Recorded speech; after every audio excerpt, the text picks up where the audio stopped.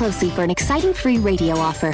By now, you've probably heard of ABC Mouse, the Parents' Choice Award-winning online learning program that's actually changing the lives of early learners everywhere. ABC Mouse is like a little one-on-one teacher. It has helped her so much. Right now, we're offering a special radio promo to try it free for a month, but you have to go to abcmouse.com/radio to claim your free month. That's abcmouse.com/radio. Sponsored by Age of Learning.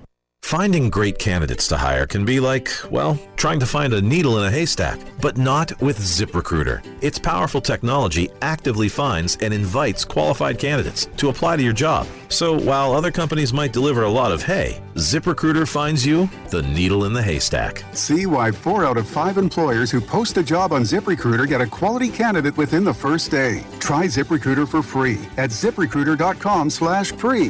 That's ZipRecruiter.com/free.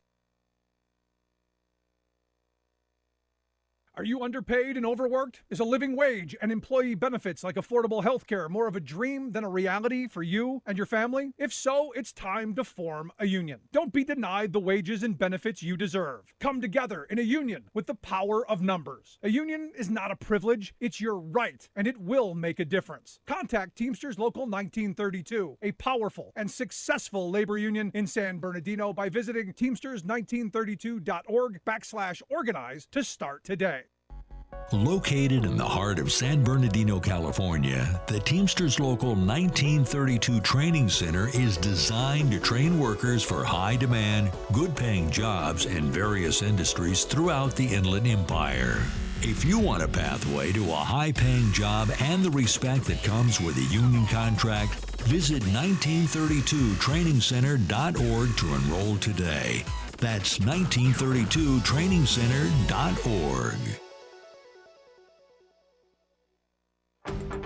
One of the best ways to build a healthier local economy is by shopping locally. Teamster Advantage is a shop local program started by Teamster Local 1932 that has brought together hundreds of locally owned businesses to provide discounts for residents who make shopping locally their priority. Everything from restaurants like Corky's to fun times at SB Raceway and much, much more. If you're not currently a Teamster and you want access to these local business discounts, contact Jennifer at 909-889-8377, extension 224. Give her a call. That number again is 909-889-8377, extension 224. Labor unions built the middle class, and the middle class built America. That's the message from Teamsters Local 1932, a strong and successful labor union based in San Bernardino that represents over 14,000 hardworking people across the Inland Empire. The Teamsters are ready to help you organize for better pay, increased benefits, and improved working conditions. Reach out to Teamsters 1932 at teamsters1932.org/organize to speak with an organizer today. Now, here is the voice of the working class, Rick Smith.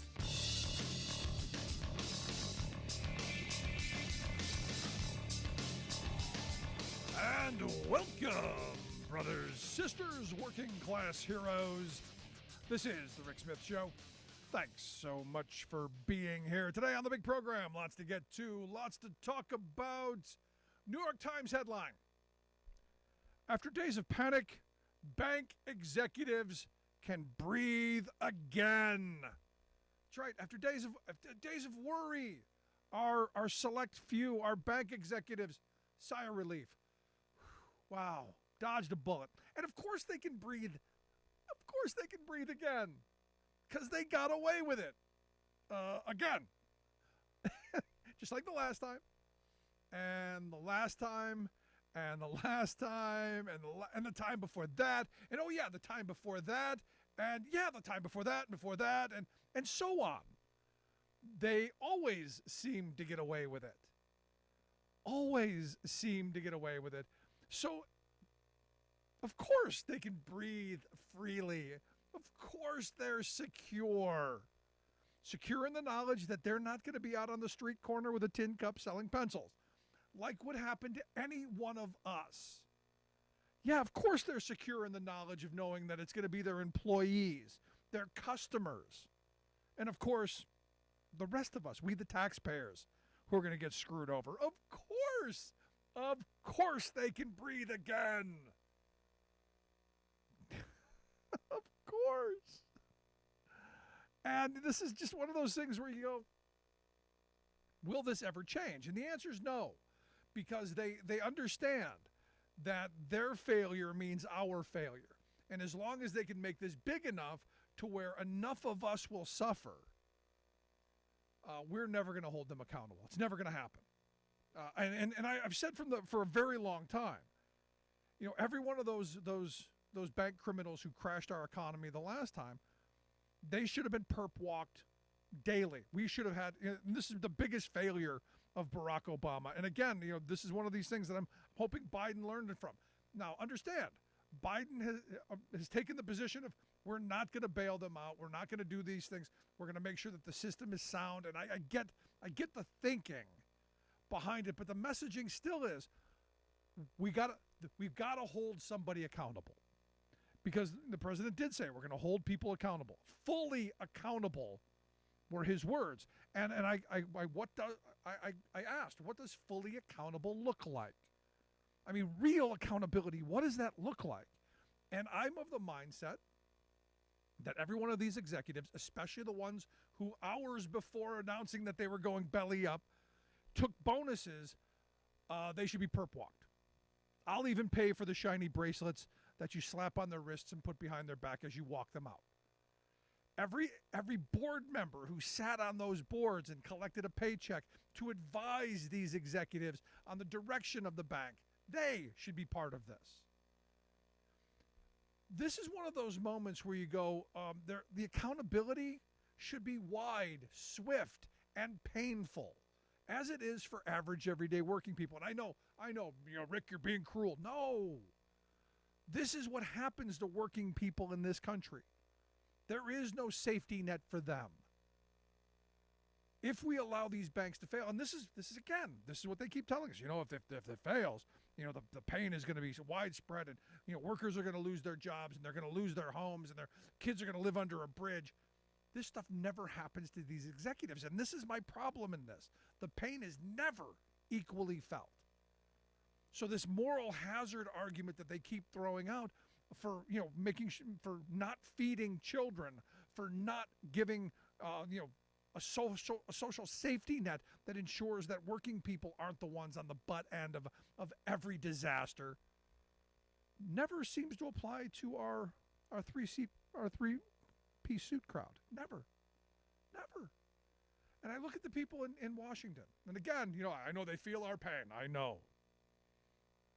And I look at Tim Scott, the Republican senator from South Carolina, who says, as a ranking member of the Republican Banking Committee, he says, I'm doing everything in my power to make sure we get answers from regulators on why they were asleep at the wheel. Because of course it's the regulators' fault.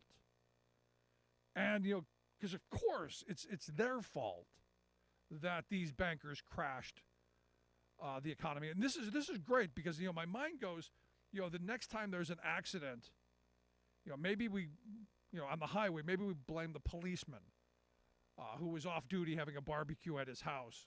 Maybe we blame him, or maybe we blame the off-duty policeman because there wasn't enough overtime money to keep him on the beat. Maybe we find anybody else. Maybe we blame the teller.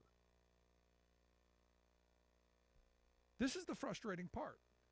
We're not going to blame Tim Scott, because after all, his party is the party of deregulation, and after all, deregulation is part of the reason we're in this mess.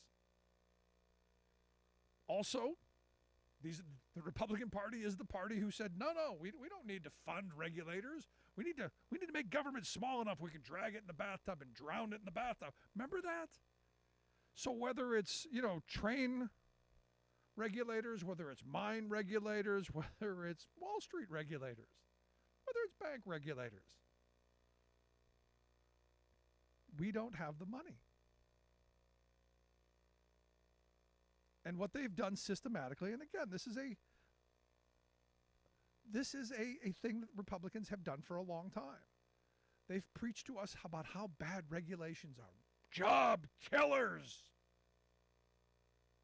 And at every step of the way, as we point out that, as I said yesterday, who knew that even banks needed brakes? Who knew that we needed a cop on the beat at every bank to make sure that they don't do risky things that get them in trouble? Who knew? Me! All of us. We all know this. But again, we're told these are the smart people. They learned. And it's interesting that the very same people who got us into the last one are kind of the same people who got us into this one. Now, Representative Blaine Luchtemeier, Republican from Missouri, he's saying, look, we've got to guarantee all bank deposits across the entire country. And my first thought was, we already do. For everybody up to $250,000. So for working people, because I don't know anybody who's got, well, I know a couple people, but I don't know many people who've got $250,000 in the bank or in one account or dumb enough to leave it in one account. Everyone is covered. It's those people who said, no, we're going to have larger accounts than that are unregulated and are going to take the risk of having that. That's who he's talking about, the very small percentage. So what he's really saying is, please help my rich friends. The people who have more than $250,000 in uninsured accounts. And here again is another one of these moments where you're going to have to do it. Because if you start a run on these smaller banks, we're going to end up with monopolies, and we're going to end up with more failed banks, and we're going to end up with more chaos. And of course, it's going to end up being a situation where we're going to have to bail out more. Because what's that old saying? You know what rolls downhill? You know the word that I'm talking about. It rolls downhill. Shh. It rolls downhill. We're at the bottom of the hill, and they know this. So when Luchtemeier, a banker himself, says, no, we need to do this for at least 6 months, a year, because we got to straighten out the industry. We got to clean up the mess again. It infuriates me because I know we have to. But it also tells me that we lost again. Now, again, these are the same people telling us that we can't help those high school kids who took out loans to go to college. We can't help that single mother who bought a home that may have been just a touch above her ability to pay without overtime. We can't help out that family that, one of the parents lost a job or lost overtime or had to take a pay cut. We can't help those folks. No, they need to learn a lesson. But our executives, no. And the weird thing is I was having a conversation today, and I was explaining to someone that, this stuff, we get trained in this kind of stuff. The groundwork is always being laid to train us that, we have to believe a certain way. And that behind every bad idea is a right-wing think tank who's spewing all kinds of garbage, a moneyed interest think tank that's dreaming up bad ideas, churning out one bad idea after another, and kind of laying the groundwork. And the example that I used was how right now we're talking about child labor, because guess what, we're heading for some difficult times, and what we're seeing is kind of these right-wing think tanks who for a number of years have been regenerating and rewriting history, every opportunity. And like I said, I use child labor as the example of what's going on right now.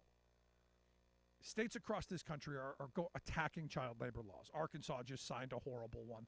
Iowa's got a really bad one. Wisconsin, I think the governor there vetoed one. There have been a number of states that are going after. We're just loosening them or upgrading them. They've been talking about this in right-wing think tank circles for 5-6 years already, probably even longer than that. I think 2016, a number of groups were pushing this. This idea that we need to let kids work. There's dignity in work. You may remember those kids of those dirty factories and mines, but they were productive. They had pride. Granted, they didn't have all their fingers, but they had pride. And again, rewriting history a little bit, rewriting what it took to get those kids out of the mine and what they're doing while not being at work. And I love the fact that over the years I've had these conversations with right-wing folks who've said, no, they won't go back to the mines. They'll just go, to Walmart or to, those low-paying jobs. Without remembering that at one point, and I guess I'm getting to be older now, that I remember when those jobs could support a family. Now, granted, we didn't have a gazillionaire class back then. We didn't have a family whose sole wealth was worth more than 60% of the entire nation. But these bad ideas keep being pushed into our head, and when I throw some things out on social media, you see it percolating up. You see their talking points because they've built a right-wing infrastructure, cable news, right-wing talk radio, all of the places where you're learning through osmosis. And you see we're forcing kids to go to government schools. Why not let them go to work and earn a little bit when they can earn while they learn? A 13-year-old on the kill floor at the poultry plant. Why not? They're just little animals anyway. But I got into this conversation of why these things work. Because there's a little bit of truth, there's a little bit of common sense, there's a little bit of us in all of this. Because all of us did, child labor jobs when we were kids. You cut grass, you shoveled snow, you had a paper route, all of those things. And it taught us, the value of a dollar, it taught us the value of hard work, it taught us responsibility, it taught us all these things. That's not why corporate America and the moneyed elite want children back in the workforce. They want cheap labor, especially now. Especially now as we're ramping up towards reclaiming some manufacturing from China. Especially now as we're seeing a tight labor pool. Where better to get cheap labor than to get those kids back to work? Because we're all saying all they do is sit around and play video games anyway. Get them to work in those kill floors. They got small hands. They can do the real intricate stuff. And they do. They move the needle to where it sounds reasonable. And then we become the frog in the pot. And before you know it, we're right back where we started from. So the question I have is, when do we hold these wealthy elites accountable? And when do we wake up from the game that they've been playing on us for, I guess, forever? I mean, we've fallen for this stuff forever. I mean, you go back 100 years ago, Jay Gould is attributed to the quote, "I could easily pay half the working class to murder the other half." So nothing new, nothing surprising. The question is, when do we wake up? Want to hear your thoughts. Email me, rick@thericksmithshow.com. Quick break. Right back.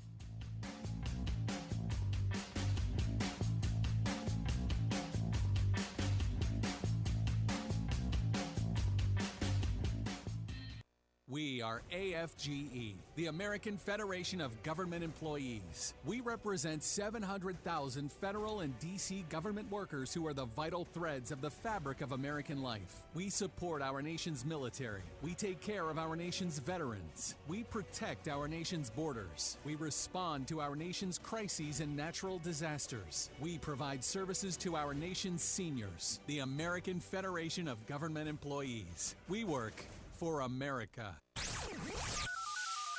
The phone lines are open. Give Rick a call at 1-866-416-RICK. That's 1-866-416-7425.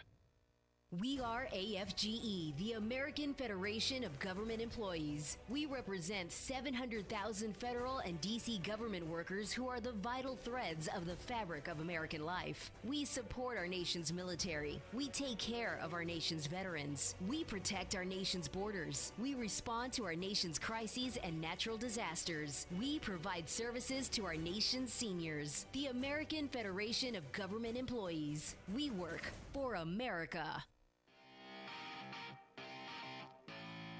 Welcome back to the Rick Smith Show. Now, here is Rick Smith. So, Donald Trump can still draw a crowd. You look at Davenport, Iowa yesterday. He was in Davenport. Big crowd. And he told the faithful. They were out there with their merchandise. And look, he has been. You got to give him credit. He knows how to fleece the flock, man. They were all decked out in the Trump regalia. But he was saying, look, I'm the only one. I'm the only presidential candidate who can prevent World War III. He will not only will he prevent it, he's going to fix all of those problems over there. And I'm not quite sure how. Didn't give a lot of details other than, I guess just because he's him. Now, in my mind, I go to this place of, well, he's just going to give Putin what he wants. You want Ukraine? Go ahead, take it. Yeah, no worries. I find it interesting that the two top Republican candidates for president are basically backing Russia taking over. Him and DeSantis are both, kind of, oh, no, we got to just kind of stay away from it. And what did DeSantis say it was? It was a territorial dispute. No, not a territorial dispute. It's a little more than that. And also, he said in his speech that he wanted regime change, not in Russia, not in China, but here in the U.S., which is weird because when you hear about regime change, you usually think about overthrowing a country, overthrowing a government. So is this coup 2.0? Was this the dog whistle for the coup folks? Just a thought. Now, what's interesting is the Republican Party seems to be divided on this.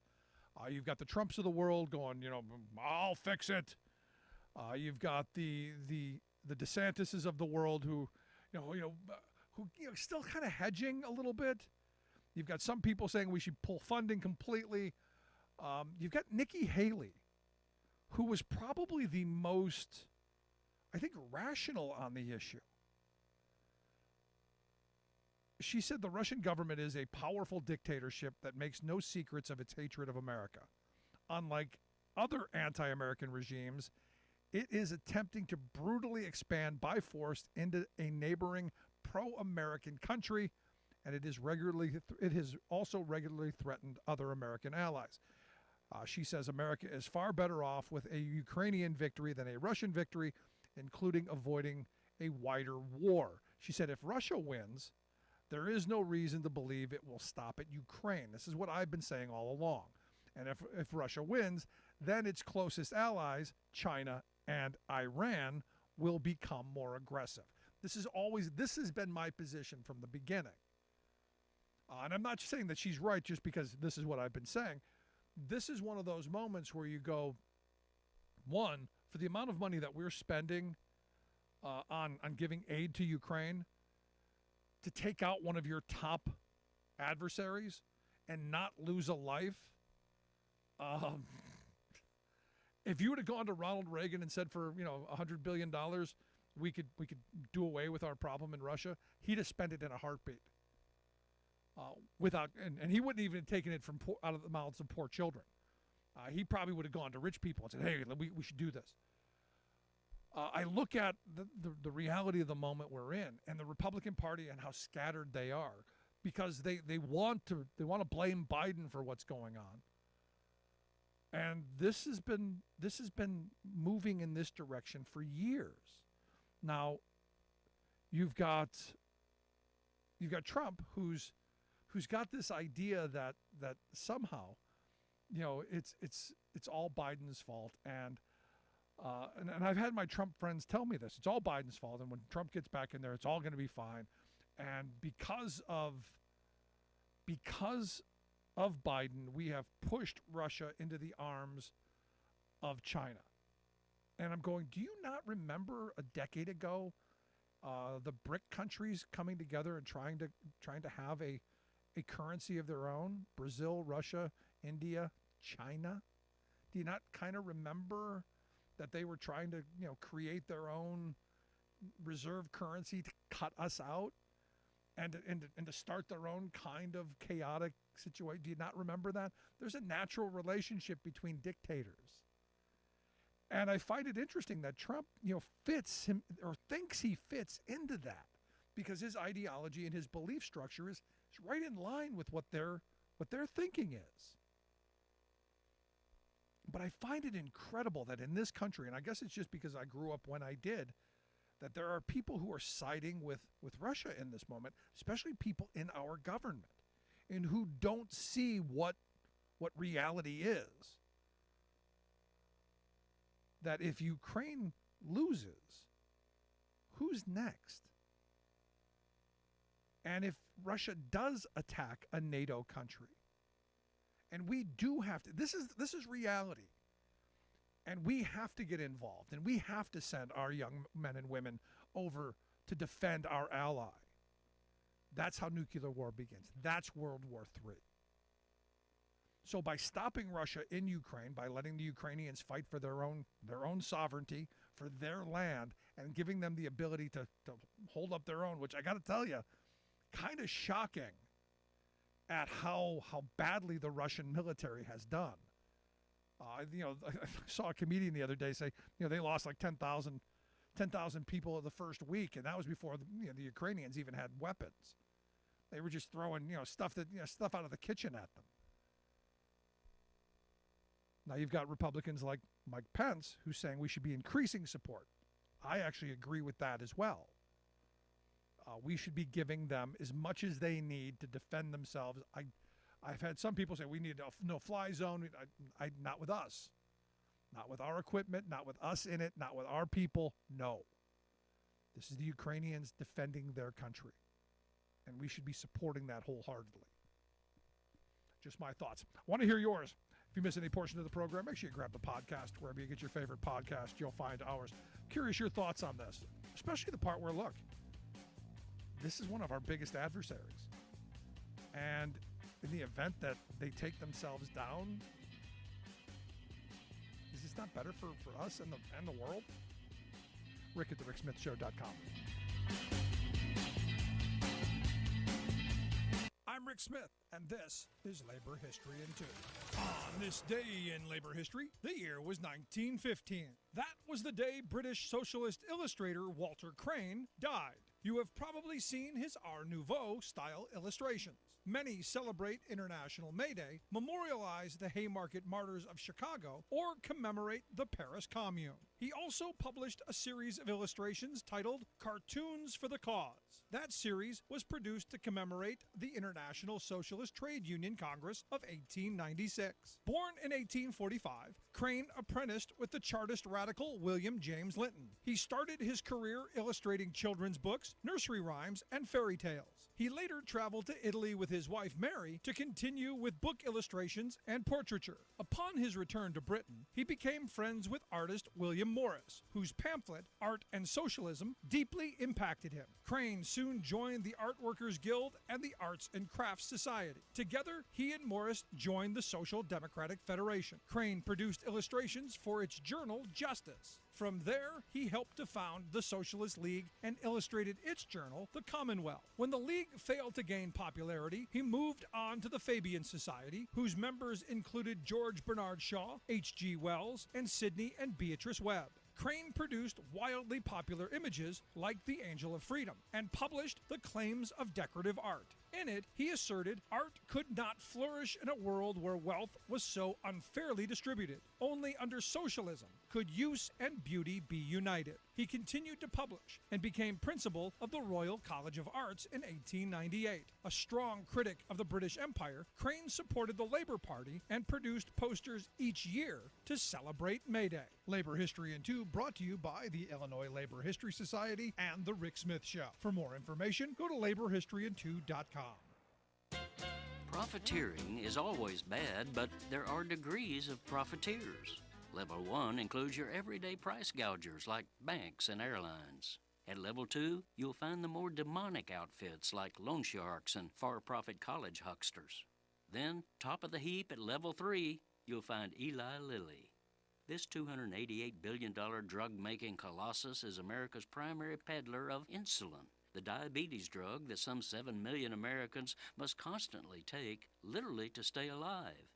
But having both monopoly power over the market and such a huge base of captive customers, Lilly has gleefully jacked up its prices again and again over 3 decades, with it now costing each sufferer as much as $1,000 a month. Finally, under intense political pressure to stop its extreme life-threatening gouging, the giant recently announced it would cut its insulin prices by a whopping 70%. In full-page ads, Lilly hailed its corporate generosity, magnanimously declaring that, quote, everyone deserves affordable options. But hello, it has intentionally charged unaffordable rip-off prices for 30 years, wallowing in monopoly profits. And hello again, if Lilly says it can keep profiteering on its insulin product despite slashing the price by 70%, that means it has been overcharging patients by 70% all this time. Yet its rich executives want us to thank them? No, thank you. Even with a price cut, they're still charging $66 for a single vial of insulin. Guess what? It costs Lilly less than $7 to produce that vial, and it could be sold profitably for under $9. Meanwhile, Lilly's price cut is voluntary, meaning it can raise the price again at any time. And CEO David Ricks has refused to pledge that he'll keep the medicine affordable.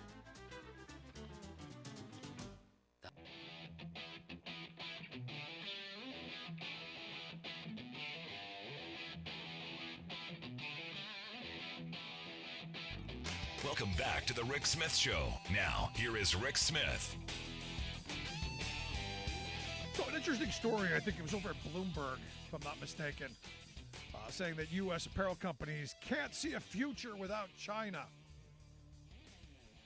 They say that brands are finding new factories outside the country that can produce the quality and quantity they require. And I'm going, they can make it here. We used to make things here. They used to make things here. I mean, I remember as a kid, blue jeans used to be the craze of the globe. American-made blue jeans used to be a thing. They used to be. And then my mind went to this other place. American CEOs are strung out on cheap labor. Maybe this is why Arkansas and Iowa are going after child labor laws. Just kind of a thought. We're just gonna import cheap labor right here at home. Just get those kids back to work. Maybe I'm just throwing it out there. Anyway, here to share some thoughts on, can we make jeans? Can we make apparel? Can we make our own clothing here at home? I've asked my good friend Scott Paul to come share some thoughts. He's the president of the Alliance for American Manufacturing, AmericanManufacturing.org, the website. Scott, thanks for taking time for us. Hey, Rick, it is good to be with you tonight, as always. So, by the way, if you want to put my kids to work, you're more than welcome to. I just want to say we'll make an exception to the child labor rules. So we're okay putting them on the kill floor there in Iowa? That's horrific. Yeah, that is actually that's unimaginable that as a nation that that's happening here. Got to stop. Yeah, we don't want them in sweatshops. We don't want them in buildings where they got suicide nets. At least I don't think so. I don't think so. Yeah. So what do you think? We can't make things here. These companies can't see a future. We're all going to walk around naked if we don't have Chinese children to exploit. Am I getting this right? Yeah. This is like, I don't even know where to start, because what gets me is like, if you're a clothing designer, right, or if you're somebody, you have to have some imagination, some creativity.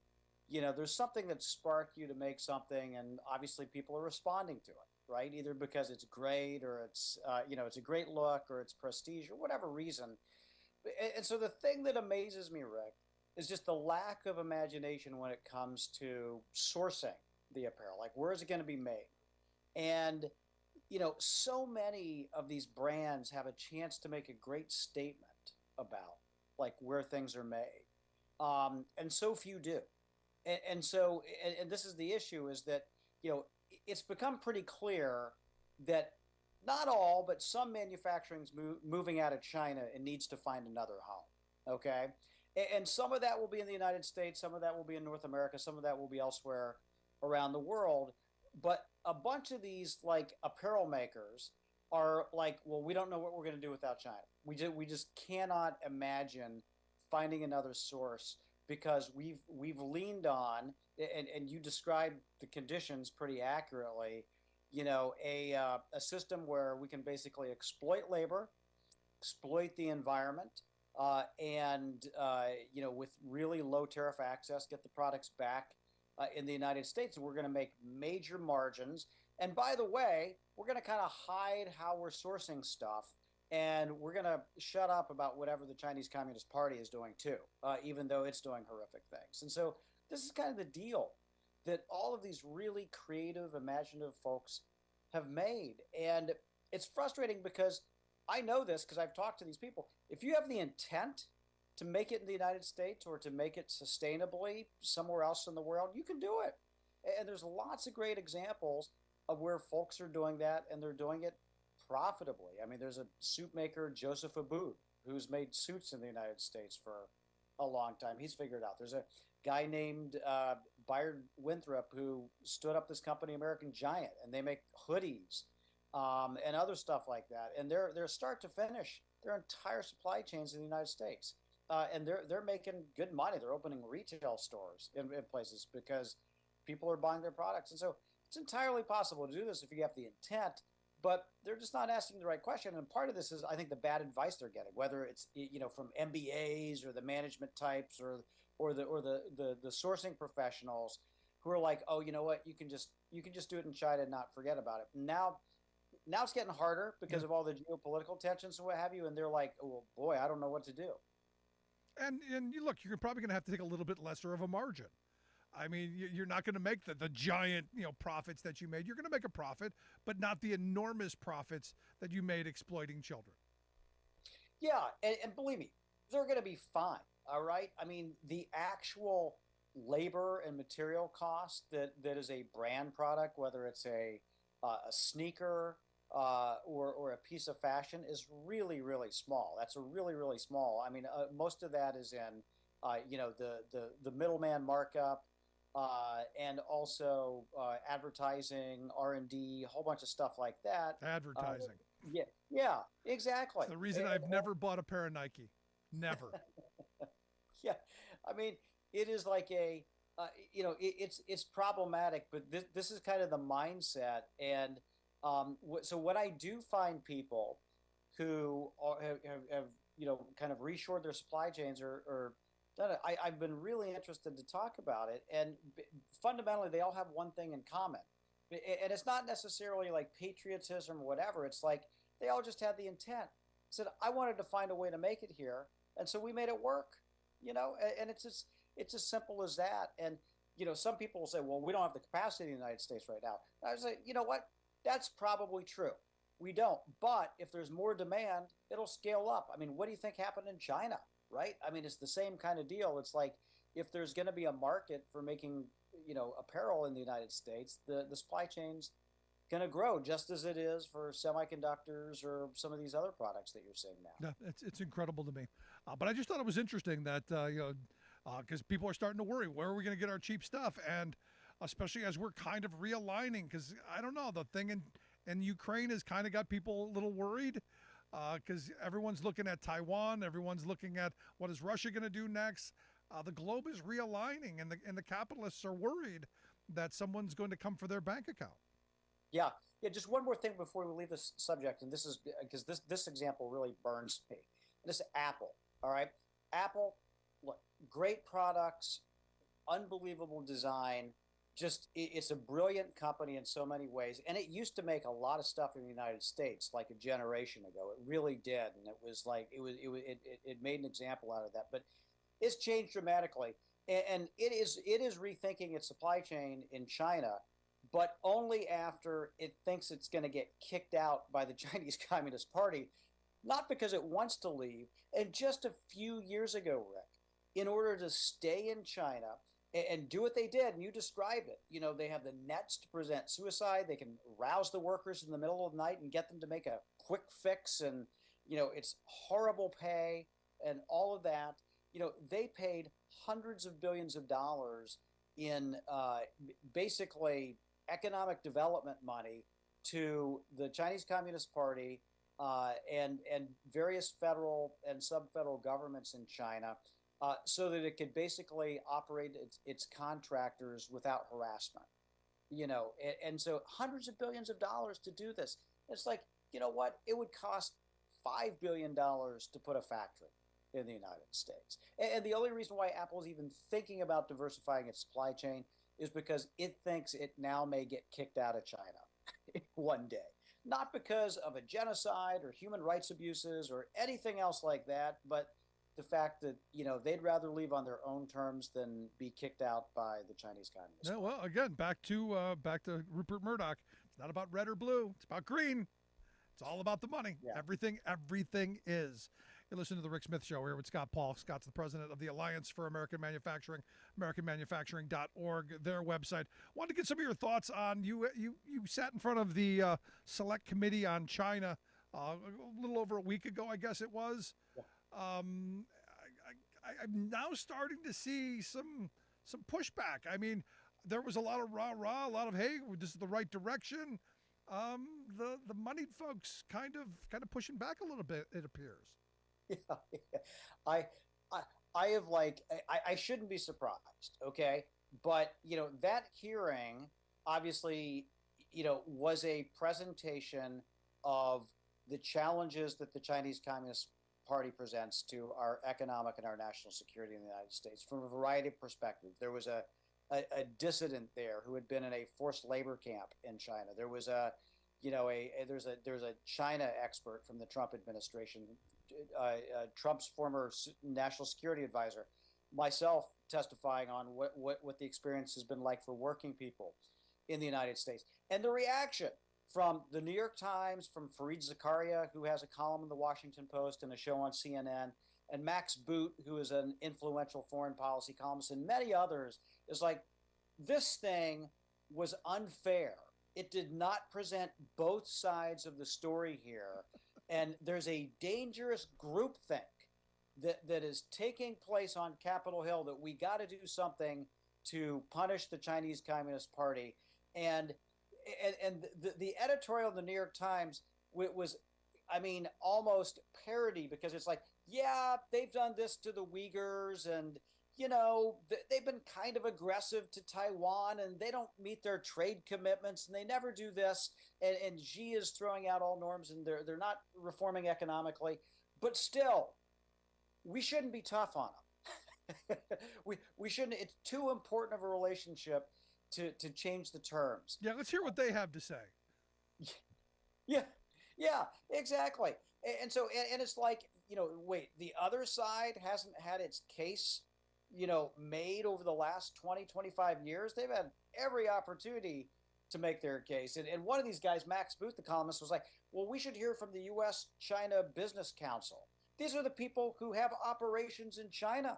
All the American businesses that decided to open up shop. And what's their perspective is very important. It's like, their perspective is the law right now. It's like, come on, give me a break, guys. So I think that upsetting the apple cart a little bit has created this hysteria, and they're trying to amplify everything that we said. It's like, well, they want a Cold War, they want a shooting war, they want something. It's like, no, we don't want any of that.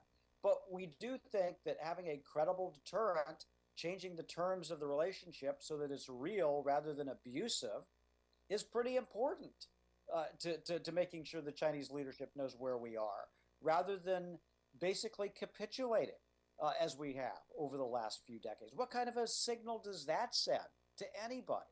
They will walk all over you.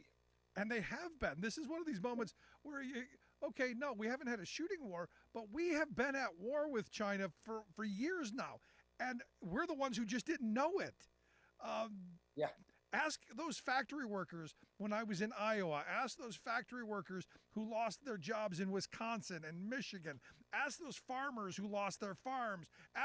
Start asking people who have lost the millions of manufacturing jobs that have been lost because of our greedy CEOs and Chinese, what the Chinese Communist government has sweetened the pot with, and the mercantilist policies that have destroyed the American family in this country. Let's hear from them. Let's hear what they've got to say. I'll listen to them before I listen to what was it again? The American Chinese Business Council? Yeah, the U.S.-China Business Council. Yeah. Yeah, and it's like I mean, it's astounding to me. It's like next to me was Tong Yi, who spent years in a forced labor camp in China because she disagreed with the government, was exiled to the United States, was constantly watched, right? And it's like, she talked about what was happening here, and basically, the size of our trade deficit, $380 billion a year, funds the Chinese surveillance state inside China, which it costs 300 billion a year for the Chinese Communist Party to operate this, and the point is like, okay, what else do we need to happen here to change? And just because these issues are getting raised up now doesn't mean that we're trying to start something. We're trying to stop something. We're trying to change the terms of this relationship. And it was a process that started in the last administration. And look, it was a little bit clunky. And so this is our chance to get it right. But we can't go back to pretending like everything's okay and we can lift the tariffs and things are going to be great and this government's going to change its mind, and instead of building 6 new coal-fired power plants is suddenly going to become a green dream. No, China's not going to do that. They've made it very clear, and so we have to follow our policies, be true to our values, and make sure that we're not shedding jobs and our morality in the process here. Yeah, see, I look at this as an opportunity because, as you pointed out a second ago, the tariffs began under Trump, and good on him for doing it. A lot of this direction, misguided as some of it may have been, and without direction, basically rudderless as it was at least getting us started. And I think Biden has done a very good job of reshoring some manufacturing and moving us in a direction to where we're going to start rebuilding our manufacturing, which we have to do from a national security point, if nothing else. I think we're heading in the right direction. To have this both sidesism, this is kind of infuriating, and this should be something that should be nonpartisan. Red hat, blue hat, never mind. Get on a hard hat. Let's get back to work. I'm totally with you on that, and it's just like it's one of those jaw-dropping moments that it's like, wait, elite opinion has been carrying the day here for a couple of decades to our detriment. I mean, you've seen what happened in the heartland. I have. Meanwhile, things haven't improved. In fact, they've worsened for Hong Kong, for Tibet, for the Uyghurs, for Taiwanese. I mean, they feel more threatened than ever. Asia is feeling very uneasy about China's aggression. And, if we don't stand up and say, here's the line, and also make sure that we have the ability as a country to compete and not to depend on key materials from China, then what's ever going to change? They're going to dig in. It's going to get worse. So Absolutely. We got to make some progress. Lastly, I want to get your thoughts on the job numbers. Just came out last week, 311,000 new jobs. But on the negative side, 4,000 factory jobs were lost. Is that a hiccup? Is that a correction? What should we take from that? Yeah, so Rick, we've seen a little bit of fading over the last couple of months in manufacturing jobs, where it's kind of been dialed down, and I think more than anything else, it is a direct product of the Federal Reserve's interest rate policies, and I think in many ways they hit manufacturing hard. They hit it hard directly because higher interest rates mean the dollar is worth more, means it's harder to export. That impacts manufacturing. Imports coming in are cheaper. That impacts the competitiveness of domestic manufacturing. And then secondarily, the interest rates are also screwing around with the housing market and what have you, which is a large market for manufacturing. Yeah. And so they're getting hit a couple of different ways here. And I think that Powell and I think it's possible to land this plane, but I don't think that they can raise rates, and I think they got to start heading the opposite direction pretty soon. They got to stop slamming on the brakes with both feet. That's right. You got it. And we've been saying this for a while. Look, I mean, you look at what's going on with these banks. Bad management, lax regulations, and of course, the Fed slamming on the brakes with both feet, causing chaos there. Nothing good going to come of this. But Scott, I appreciate the time as always. Great stuff. You bet. Great to be with you tonight, Rick. Thank you. Thanks so much, our good friend Scott Paul. Want to hear your thoughts? Email me, Rick at thericksmithshow.com. I'm going to take a quick break. Right back after this. Stick around to listen to The Rick Smith Show, where working people come to talk.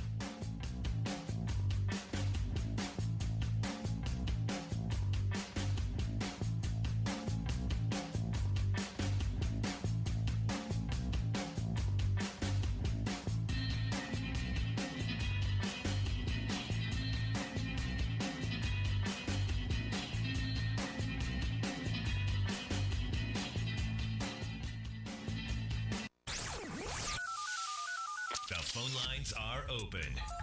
Give Rick a call at 1-866-416-RICK. That's 1-866-416-7425. I'm Rick Smith, and this is Labor History in 2. On this day in labor history, the year was 1912. That was the day that participants in the famed Bread and Roses strike gathered in Lawrence, Massachusetts to celebrate their victory. The strike had begun in January and was a hard-fought battle. More than 20,000 textile workers, most of them women, speaking more than 20 languages, participated in the action. It was a powerful stand of workers' solidarity across ethnic lines. On March 12th, the American Woolen Company agreed to most of the strikers' demands. In the days that followed, other companies also agreed to terms. The workers gained between 5 and 25% raises depending on their jobs. They also gained overtime pay. The ripples of this impact flowed throughout New England. It's estimated that 150,000 textile workers saw raises in the aftermath of the historic work action. At the gathering to commemorate the strike, leader of the industrial workers of the world, Big Bill Haywood, addressed the crowd saying, "You are the heart and soul of the working class. You, the strikers of Lawrence, have won the most signal victory of any organized body of working men in the world. You have demonstrated that there is a common interest in the working class that can bring all its members together." Despite the significance of this strike, the story is not taught in many of our schools.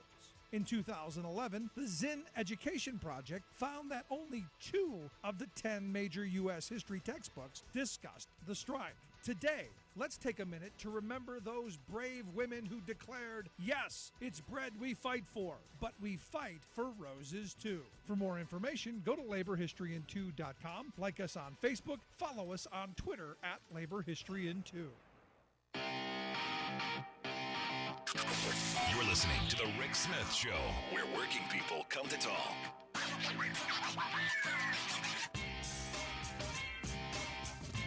You gotta love today's Republican Daily Outrage, because there's one every day, right? There's a Republican Daily Outrage every day, because you got to keep feeding the faithful with the Daily Outrage candy to keep them all upset, so they don't realize how bad we're getting screwed over on virtually every front. But today's outrage brought to you by the Republican Party. They actually tweeted out today in the Daily Outrage, first it was gas cars, then gas stoves. Now Democrats are going after washing machines. That's right. They said washing machines are next. The left wants to make us lock down at home, eat bugs, and wash our clothes in the river, all in the name of climate. Really? And I'm going, okay, well, and again, there's no documentation. There's no, hey, this is what they're doing. So I'm searching around on the inner tubes, and I'm trying to find, okay, who said something stupid about washing machines? Because I'm assuming it's going to be something coming out of California or Arizona or, one of the southwestern states that, is going, maybe we should be looking at conserving water in one sense or another. Maybe we should be having washing machines that use a limited amount of water, like the one I paid, the one we have. It's a limited water washing machine. Washes clothes fine. It's not like the old tubs that filled up a gazillion gallons of water. Maybe we should be moving towards that because, water is going to be a commodity we're going to be fighting wars over at some point. I was looking for that. I didn't even find that. But it was just one of those things. We got to throw some outrage. Got to get the outrage candy out there. Yeah. Also, if you do need something to get really outraged about, South Carolina, they've introduced a new piece of legislation in the state house there that any woman who gets an abortion in South Carolina, death penalty. Yep. Death penalty. Now, interestingly enough, you've got a number of states that are saying, hey, why is Walgreens pulling contraception off the shelves? In fact, you had a couple of senators who sent a letter to Albertsons, the big chain, grocery chains, to Costco, to Kroger, and to Walmart, asking them where they stand on this what they're calling the abortion pill, because Walgreens has said that they're not going to sell it in certain states, red states. And there's a part of me that goes, I'm okay with this. I'm okay with Walgreens saying, sorry, ladies, nothing for you. Because here's the dirty little secret. And my wife, arm's reach away from me, will testify to this. She spends way more money than I do. Way more.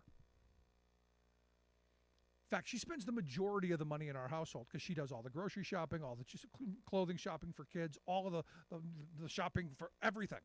That's her gig. She likes it. She does it. She spends it. Do you know where she's not going to go? By choice? I mean, again, if you believe in the free market, this is a power of women to go, you know what? Sorry, Walgreens. We're not going to ever, for anything. This is how you deal with these folks. Because understand, contraception is something that's popular. Well more than 60% of the country goes, yeah, something we should have. It's a handful of crazy people on the extreme right who are pushing for this kind of stuff. Maybe here's a thought.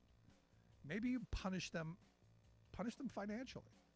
Stop going to Walgreens. Not just in the states where they ban it, but all of the states. So my blue state sisters go, you know what? You're screwing over my red state sisters? I'm not going to Walgreens either. Here's a start. This would completely encircle the community in oil and gas. Biden administration approves controversial oil project in Alaska, but also prohibits other drilling in Alaska and U.S. Arctic waters. Plus, one of the strongest storms ever recorded in the Southern Hemisphere may also have broken the record for the longest-lasting tropical cyclone. In the Indian Ocean, Tropical Storm Freddie breaks a scary new record. All of those scary records and more straight ahead. From BradBlog.com, I'm Brad Friedman. And I'm Desi Doyen. Stand by for 6 minutes of independent green news, politics, analysis, and snarky comment. We're producing no new gas-fired plants in Texas, for example. Texas is about to be 50% wind and solar. Wow, sounds terrible, Texas Congressman Chip Roy. You're welcome. This is your Green News Report. Okay, Desi Doyen, a lot of folks are very angry today at the